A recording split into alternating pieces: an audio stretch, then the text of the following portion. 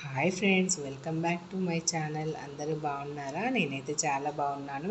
ఈరోజు మనం పన్నీర్ రెసిపీ చూద్దామండి. మనందరికీ ఎంతో ఇష్టమైన పాలక్ పన్నీర్ రెసిపీ చాలా బాగుంటుంది. తప్పకుండా ట్రై చేయండి. మనం హోటల్లో తెచ్చుకొని తినడం కన్నా ఇంట్లో చేసుకుంటే అందరం కడుపు నిండా తినొచ్చు. చాలా టేస్టీగా ఉంటుంది, పర్ఫెక్ట్గా కుదురుతుంది. డెఫినెట్గా ట్రై చేయండి. నా వీడియో అన్నీ మీకు నచ్చితే లైక్ చేయండి, షేర్ చేయండి. ఇంకా నా ఛానల్ సబ్స్క్రైబ్ చేయని వాళ్ళు సబ్స్క్రైబ్ చేయండి. మనం ఇప్పుడు ప్రొసీజర్లోకి వెళ్దాం ఫ్రెండ్స్. ముందుగా స్టవ్ వెలిగించుకొని కడాయి పెట్టుకొని అందులో 2-3 గ్లాసుల వాటర్ వేసుకుందాం. ఒక కట్ట పాలకూరని నీట్గా వాష్ చేసుకొని ఈ వాటర్లో వేసుకొని 4 నుంచి 5 నిమిషాలు పాలకూర సాఫ్ట్ అయ్యేంత వరకు ఉడికించుకుందాం. ఇలా పాలకూర సాఫ్ట్ అయ్యాక వీటిని ఒక ప్లేట్లో వేసుకొని చల్లారనిద్దాం. మళ్ళీ ఒక గిన్నె పెట్టుకొని అందులో 1 టీ స్పూన్ ఆయిల్ వేసుకుందాం. కట్ చేసి పెట్టుకున్న మీడియం సైజ్ ఆనియన్ 3 ఆనియన్ వేసుకుందాం.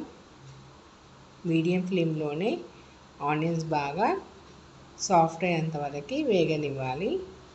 ఆనియన్ సాఫ్ట్ అయిన తర్వాత ఇందులోకి కట్ చేసి పెట్టుకున్న మీడియం సైజ్ 3 టమాటోస్ కూడా వేసుకుందాం. టమాటోస్ ఆనియన్ మసాలా కోసం మనం దూరగా వేపుకుంటే సరిపోతుంది. ఆనియన్ టమాటోస్ సాఫ్ట్ అయ్యాక స్టవ్ ఆఫ్ చేసుకొని వీటిని ఒక ప్లేట్లోకి వేసుకొని చల్లారనిద్దాం.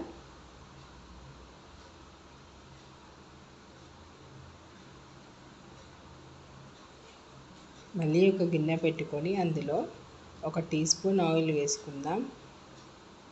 పన్నీర్ మనం డైరెక్ట్గా వేసుకోవడం కన్నా పన్నీర్లో 1/2 టీ స్పూన్ కారం, 1/2 టీ స్పూన్ సాల్ట్ వేసుకొని టాస్ చేసుకొని ఈ ఆయిల్లో లైట్గా ఒక 2 నిమిషాలు ఫ్రై చేసుకుంటే పన్నీర్ పీసెస్కి మసాలా బాగా పడుతుంది. ఒక 2 నిమిషాలు కొంచెం సాఫ్ట్ అయ్యేంత వరకు పన్నీర్ వేగితే సరిపోతుంది. నేను చూపించే విధంగా ఇప్పుడు వీటిని పక్కన పెట్టుకుందాం. మనము 2 నిమిషాలు ఉడికించుకున్న పాలకూరని మిక్సీ జార్లో వేసుకుందాం. అలాగే టమాటో ఆనియన్ కూడా ఫ్రై చేసుకున్నాం కదా, వాటిని కూడా మిక్సీ జార్లో వేసుకుందాం. 4-5 పచ్చిమిర్చి ముక్కలని, అలాగే 2-3 లవంగాలు, 2-3 ఇలాచీలు, ఒక 2 ఇంచులు దాల్చిన చెక్క, ఒక బిర్యానీ ఆకు, కట్ చేసి పెట్టుకున్న పుదీనా కొత్తిమీర వేసుకొని ఫైన్ పేస్ట్ అయ్యేలాగా గ్రైండ్ చేసుకుందాం. ఇది మన మసాలా అండి. మళ్ళీ ఒక స్టవ్ వెలిగించుకొని ఒక గిన్నె పెట్టుకుందాం. గిన్నె కొంచెం హీట్ అయిన తర్వాత మనకు కర్రీకి కావాల్సిన ఆయిల్ వేసుకుందాం. నేనైతే 3 టేబుల్ స్పూన్ ఆయిల్ తీసుకున్నాను. ఆయిల్ కొంచెం హీట్ అయిన తర్వాత ఇందులోకి మనం మసాలా దినుసులు వేసుకుందాం. కొద్దిగా ఆయిల్ హీట్ అయ్యాక ఒక బిర్యానీ ఆకు, అలాగే ఒక చిన్న దాల్చిన చెక్క ముక్క, ఒక 2 ఇలాచీలు, కొద్దిగా షాజీరా, అలాగే కొద్దిగా జీలకర్ర వేసుకుందాం. ఇవి కొంచెం వేగాలి. వేగిన తర్వాత ఇందులోకి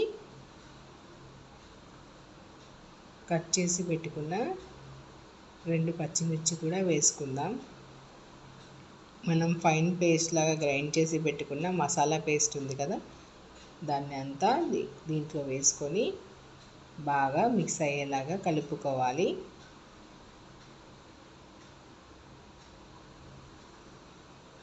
ఆయిల్ కొంచెం పైనకి రిలీజ్ అయ్యేంత వరకు సిమ్లో ఉంచి కలుపుకుంటూ ఫ్రై చేసుకోవాలి. ఇలా బాగా ఫ్రై అయిపోతుంది కదా, ఇందులోకి మనం 1 టీ స్పూన్ అల్లం వెల్లుల్లి పేస్ట్ వేసుకొని మళ్ళీ అంతా మిక్స్ చేసుకుందాం. అలాగే ఒక 1/2 టీ స్పూన్ అంతా పసుపు వేసుకుందాం.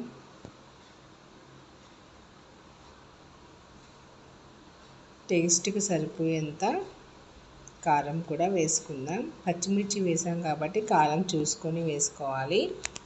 అలాగే టేస్ట్కి సరిపోయేంత సాల్ట్ కూడా వేసుకుందాం. అంతా బాగా మిక్స్ అయ్యేలాగా ఒకసారి అంతా కలుపుకోవాలి. సిమ్లో ఉంచే కలుపుకోవాలి. ఫ్లేమ్ హైలో ఉంటే మాడిపోతుంది. ఇప్పుడు ఇందులోకి 1/2 teaspoon garam masala, 1/2 teaspoon ధనియాల పొడి వేసుకొని మళ్ళీ ఒకసారి అంతా కలుపుకుందాం.